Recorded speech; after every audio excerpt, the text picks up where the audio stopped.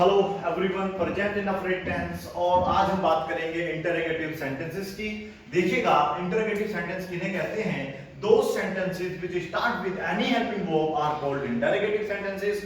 वो वाक्य जो किसी भी हेल्पिंग वर्ब से शुरू होते हैं उनको हम लोग इंटरोगेटिव सेंटेंस कहते हैं। और हेल्पिंग वर्ब बेटा आपको पता होगा, is, are, was, were, has, have, do, does, did, इस प्रकार की जो सभी होती हैं उनको हम लोग ऑक्सिलरी वर्ब्स या फिर बेटा क्या कह देते हैं? हेल्पिंग वर्ब्स कह देते हैं। तो आज हमें जो है इज, आर या वॉज, वर नहीं लगाना है। किसी भी वाक्य के शुरू में आज हम लोग डू और डज लगाएंगे और वाक्य बनाएंगे इंटरोगेटिव। मतलब इंटरोगेटिव वाक्य वो होते हैं जिनके शुरू में डू और डज आता है। और हिंदी में बात करते हैं तो हिंदी वाले वाक्यों में देखिएगा, इंटरोगेटिव वाक्य बनाने के लिए वाक्य के शुरू में क्या का प्रयोग होता है। आप देख लीजिएगा सभी वाक्यों में शुरू में क्या आ रहा है। लेकिन उससे पहले आप लोग ये दो वाक्य चेक करिएगा। देखिए इस वाक्य में क्या फर्क है? क्या तुम पढ़ते हो? क्या तुम पढ़ते हो? ये चीज समझनी जरूरी है। क्या पढ़ते हो तुम? क्या पढ़ते हो तुम? पढ़ते हो तुम। इन दोनों वाक्यों को क्या आप इंटरोगेटिव कहेंगे या नहीं कहेंगे? देखिए, क्या तुम पढ़ते हो, इसमें आप लोग देखेंगे हाँ या ना का आंसर आ रहा है। क्या तुम शराब पीते हो? नहीं, मैं शराब नहीं पीता हूं। क्या तुम झूठ बोलते हो? नहीं, मैं झूठ नहीं बोलता हूं। या हाँ, मैं झूठ बोलता हूं। लेकिन देखिए, क्या तुम पढ़ते हो, इसमें तो आंसर आ रहा है एक बार को, हाँ मैं पढ़ता हूं। लेकिन क्या पढ़ते हो तुम? क्या पढ़ते हो तुम? हाँ मैं पढ़ता हूं। ये इसका सही आंसर नहीं हुआ। अब ये ध्यान रखिएगा, अब ये वाक्य तो बनेगा बेटा इस तरीके से। अभी समझने की कोशिश करिएगा बस केवल, do you study, do you study, ये तो वाक्य ऐसे बनेगा, ठीक है। और ये वाक्य बनेगा व्हाट डू यू स्टडी या what do you read, what do you study. ये वाक्य इस तरीके से बनेगा। अब यहां पर व्हाट क्यों आया और यहां पर डू क्यों आया, या फिर यहां पर व्हाट क्यों नहीं लगाया? देखिए, वैसे तो क्या क्या अंग्रेजी रियलिटी में व्हाट ही होती है, लेकिन तब होती है जब वो वर्ब से पहले आया हुआ हो। ये ध्यान रखना, अगर आप हिंदी टू इंग्लिश वाक्य को बनाना चाहते हैं तो ये विशेष ध्यान रखना है, क्या की अंग्रेजी तभी वोट आएगी जब वो वर्ब से पहले आया हुआ हो। अगर वो सब्जेक्ट से पहले है, सब्जेक्ट से पहले यूज हुआ है, तो वहां पर उसकी अंग्रेजी कोई भी हेल्पिंग वर्ब आएगी। इज़म आ रहा हो, वॉज वर आ सकता है, डू डज भी आ सकता है, विल वुड कुड कुछ भी आ सकता है, लेकिन वोट नहीं आएगी। ये याद रखना है। और वोट तभी आएगी जब उससे पहले, मतलब जैसे क्या है और क्या क्या, आप देखो वर्ब है, सब्जेक्ट नहीं है। ये वाक्य तुम क्या पढ़ते हो, लेकिन हम ऐसे बोलते हैं क्या कर रहे हो तुम, क्या पढ़ रहे हो तुम, तो वो जो क्या के आगे वर्ब आ रहा है वहां पे वोट लगाना है। और क्या के साथ अगर सब्जेक्ट लगा हुआ है, वर्ब नहीं है, वर्ब आगे है, देखो सब्जेक्ट पहले वर्ब फिर आ रही है, तो फिर आप लोग वहां पे हेल्पिंग वर्ब लगाओगे।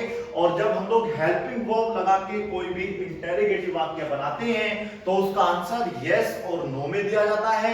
और अगर ये वाक्य बोलेंगे हम वोट से, तो फिर वो एक स्टेटमेंट होगा, हो सकता है वो अफर्मेटिव वाक्य हो या वो आपका नेगेटिव वाक्य हो। चलिए अब बात करते हैं कि इन वाक्यों को हम किस तरीके से इंग्लिश में बनाएंगे। सबसे पहले देखते हैं स्ट्रक्चर। अब सिंगुलर सब्जेक्ट के लिए क्या स्ट्रक्चर होने वाली है? सबसे पहले क्या लगाना चाहिए? डज या डू। डज लगाएंगे ना, सबसे पहले डज आएगा सिंगुलर सब्जेक्ट के लिए, फिर आपको सब्जेक्ट लगाना है प्लस वर्ब की फर्स्ट फॉर्म, वर्ब के तुरंत बाद ऑब्जेक्ट आता है, फिर आते हैं अदर वर्ड्स और बेटा इंट्रोगेशन मार्क। यहां पर देखिए डू आएगा, मींस सब्जेक्ट होना चाहिए, फिर आपका प्लूरल, वर्ब की आएगी first form, then object and other words. और ये याद रहे, इंटरोगेटिव बनाने के लिए हमेशा लास्ट में क्वेश्चन मार्क जरूर लगाएं, जिसे इंट्रोगेशन मार्क भी बोलते हैं। देखिए, क्या तुम, क्या तुम, क्या वह, क्या तुम्हारे पापा, क्या वह, क्या तुम्हें। आप देख लीजिएगा क्या के आगे जो है बेटा क्या आ रहा है? सब्जेक्ट आ रहा है। और जब सब्जेक्ट आता है तो उसमें ध्यान रखना क्या की अंग्रेजी वोट नहीं लगानी है, आपको कोई भी हेल्पिंग वर्ब लगानी है। रूल देख लीजिएगा, हम लोग पढ़ रहे हैं प्रेजेंट इंडेफिनिट टेंस, तो यहां पर आएगा बेटा डू या फिर डज। तो यहां पर देखो तुमको क्या बोलते हैं बेटा? यू। अब यू किस सब कैटेगरी में आता है? सिंगुलर सब्जेक्ट की कैटेगरी में आता है या फिर प्लूरल में आता है? तो आप बताएंगे सर ये तो प्लूरल में आता है। तो शुरुआत करेंगे डू से, तो ये वाक्य बनेगा डू यू। मेरा कहने का मतलब ये है, अगर आप डू यू लगा देते हैं और उसके आगे वर्ब लगाते हैं, एक मिनट इसे आप नोट करिएगा पहले। देखिए मैं आपसे क्या कह रहा हूं, मैं कह रहा हूं यदि आप लोग सपोज करिए डू यू लगा देते हैं, हिंदी की बात छोड़ दो थोड़ी देर के लिए, आपने यूज किया डू यू। अब इसका मतलब आप समझ लेना कि आपसे कोई क्वेश्चन पूछ रहा है यस और नो का। मैं पूछ रहा हूं कि आप पूजा करते हैं, तो मैंने कहा do you worship, do you worship, verb लगानी है। आप यहां पर कोई कंप्लीमेंट नहीं लगा सकते, do you rich, do you poor, adjective complements नहीं यूज करने हैं, वो एक्शन होना चाहिए। अब आपको इतना तो ध्यान होना ही चाहिए कि एक्शन किसे कहते हैं, एडजेक्टिव किसे कहते हैं, या कॉम्प्लीमेंट्स किसे कहते हैं। तो वर्शिप क्या हुआ, पूजा करना हुआ, ठीक है बेटा, समथिंग हैपन हो रहा है यहाँ पे, तो इसे हम बोल देंगे बेटा डू यू वर्शिप, क्या तुम पूजा करते हो। अगर आप करते हो तो यस आई डू, और अगर आप नहीं करते हैं नो आई डोंट, या आप पूरा वाक्य बोल सकते हैं no I do not worship. फिर से सुनिएगा मैं क्या कह रहा हूं, अगर कोई भी आपसे डू यू बोलता है तो आपको दिमाग में रख लेना है, वो आपसे ये पूछा जाता है कि ये काम आप करते हैं या नहीं, ठीक है बेटा, हाँ या ना में पूछा जाता है। मैंने कहा गो टू मॉल, तो इसका मतलब हुआ क्या तुम मॉल जाते हो, मॉर्निंग वॉक भी लगा सकते हैं, इस तरीके से लगा सकते हैं। एक और वाक्य देखिएगा, डू यू नो मी। अब कोई आपसे पूछता है डू यू नो मी, तो आपको बस यस और नो में आंसर देना है, yes I do, no I don't, या बोल सकते हैं yes I know, no I don't know, इस तरीके से आप आंसर देंगे। तो कहने का जो मतलब हुआ वो ये हुआ कि आप लोग डू यू लगाइएगा और उसी के साथ केवल वर्ब की फर्स्ट फॉर्म आएगी, यहाँ पे कोई ऐसी आई है थर्ड फॉर्म या आईएनजी फॉर्म कभी नहीं आएगी, याद रखना है आप लोगों को। डू यू के तुरंत बाद आपको वर्ब की फर्स्ट फॉर्म लगाना है, उसका मतलब हो जाएगा कि ये कार्य आप करते हैं या नहीं, ये आदत आपको है या नहीं, ये आपका डेली रूटीन है या नहीं, ये आपकी quality miss quality like dislike के अंदर आ रहा है या नहीं, ये सब चीजें यहाँ पे डिपेंड करती है, ठीक है बेटा। मैंने कहा डू यू टेक टी, मतलब क्या होगा, डू यू टेक टी का मतलब हुआ क्या तुम चाय पीते हो। तो इस तरीके से आप डू यू से रिलेटेड कम से कम 25 सेंटेंसेस बनाएं, उनका आंसर दें yes I do, no I don't, और फिर प्रैक्टिस सेशन जब हम लेंगे स्पीकिंग का, तो आप लोगों को ये समझाया जाएगा किस तरीके से हम लोग इन्हें बोलते हैं और आंसर किस तरीके से देते हैं। तो डू यू वर्ब क्या है बेटा, झूठ बोलना। अब ये तो ना कि झूठ बोल नहीं होगा, यहाँ पे आप गाली देते हो तो एब्यूज हो जाएगा, टेल अ लाई हो जाएगा, कीप फास्ट हो जाएगा, फ्लाई द काइट हो जाएगा, जो भी एक्शन आप पूछना चाहते हैं आप पूछ सकते हैं। देखिए क्या तुम भगवान में विश्वास करते हो, तो डू यू तो आएगा ही आएगा बेटा, डू यू, और वर्ब क्या है, विश्वास करना, बिलीव, और किसमें बेटा, in God not ghost. Do believe in God, क्या तुम भगवान में विश्वास करते हो, घोस्ट लगा दोगे तो भूतों में विश्वास करते हो।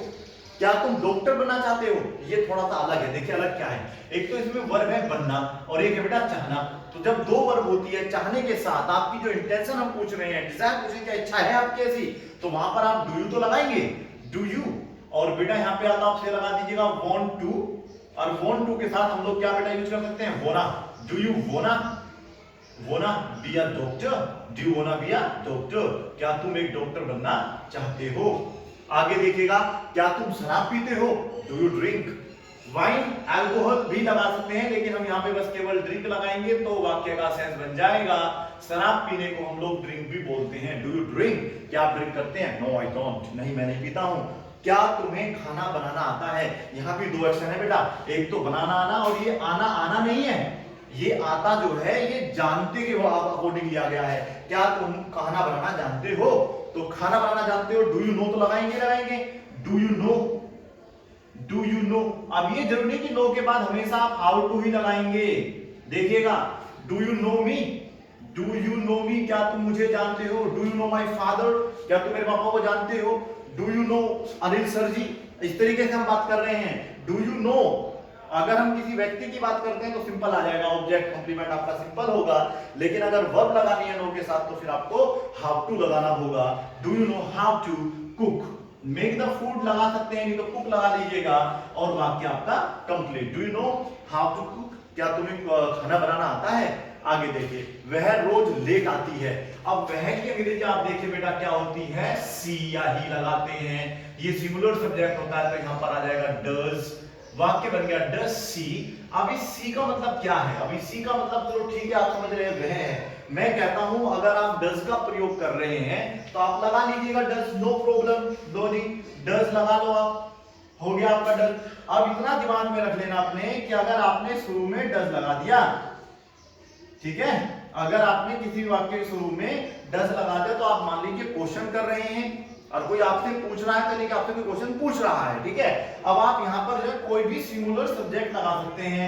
अब वो ही भी हो सकता है, सी भी हो सकता है, एवरीवन हो सकता है, समवन, एनीवन आएगा क्या, समवन तो नहीं आएगा यहाँ पर।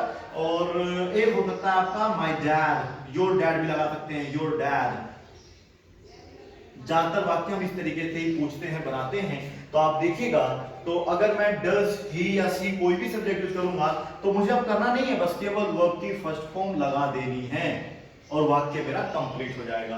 तो आप पहले देख लीजिएगा क्या ये सभी वाक्य सिंगुलर बने हुए हैं। मुझे तो लग रहा है यहां तक सिंगुलर है, तो यहां पर भी बेटा क्या आएगा, डज ही। यहां पर आएगा does your dad, does your dad के स्थान पे आप लोग फादर भी यूज कर सकते हैं, डज सी आ जाएगा यहाँ पे। अब देखना ये काम कौन सा करते हैं, वो बात पूछ क्या रहा हूं मैं, अच्छा पढ़ाती है यानी कि काम हुआ पढ़ाने का, तो डज सी टीच वेल, अच्छे के लिए यहाँ पे गुड नहीं लगाएंगे, वेल लगाएंगे। ओके, क्या तुम्हें बाइक चलानी आती है, ये छोड़ दीजिए, अभी बातें बनाएंगे, पहले वो देखिएगा क्या वह रोज लेट आती है, काम हुआ है आने का, इस बार कोई काम नहीं आ रहा, वो लेट आने की बात कर रहे हैं, कम की बात कर रहे हैं, तो does she come late daily. इस तरीके से आप वाक्यों को बनाने की कोशिश करें।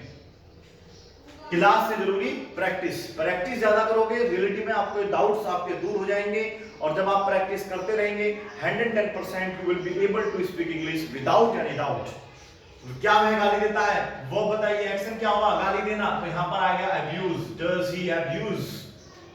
क्या तुम्हें बाइक चलानी आती है, अब ये देखो आने नहीं है, कोई ये नहीं कि आप देख रहे हैं हाँ बाइक चलाना आ रहा है, अभी आने वाला है, बस अभी आई नहीं है, नहीं, आने का मतलब है जानते थे, क्या तुम बाइक चलाना जानते हो, तो बेटा यहाँ पे डू यू नो तो आपको लगाना ही लगाना है, डू यू नो।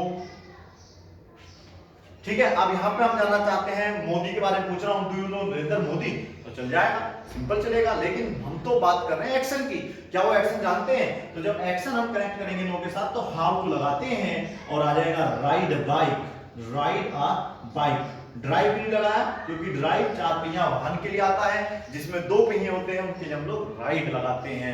ठीक है, इस तरीके से आप लोग प्रैक्टिस करेंगे। अब ये वाक्य रह गया है आपका, डज योर डैड। अब यहाँ पर जो है बेटा व्यतीत करना है, ठीक है, अब व्यतीत समय जब हम व्यतीत करते हैं तो स्पेंड लगाते हैं वहां पे, तो does your father spend time with you, time spend time with you का मतलब क्या हुआ, तुम्हारे साथ। ये वाक्य हुआ आपका कंप्लीट। प्रैक्टिस के लिए आप इस तरीके से प्रैक्टिस करेंगे, ये यू की जगह आप लोग बेटा कोई भी प्लूरल सब्जेक्ट यूज कर सकते हैं, यहां पर आप दे लगा दो, वी लगा दो, जो भी लगाएगा, देखिएगा do they go to mall, क्या वो मॉल जाते हैं, मैंने कहा डू दे नो मी, क्या वो मुझे जानते हैं, डू दे ड्रिंक, क्या वो शराब पीते हैं, डू दे स्मोक, क्या वो धूम्रपान करते हैं, स्मोकिंग करते हैं। इस तरीके से आप वाक्यों को बना सकते हैं। ये याद रखना है, वर्ब की फर्स्ट फॉर्म का प्रयोग होगा, ठीक है, एसईएस का प्रयोग अब नहीं होता है, एसईएस जो है अफर्मेटिव में होता है, नेगेटिव में हमने यूज नहीं किया और ना ही हमने यूज किया बेटा इंटरोगेटिव, वो ना ही होता है। ठीक है, अब आप प्रैक्टिस करिए। Thank you so much for watching this video.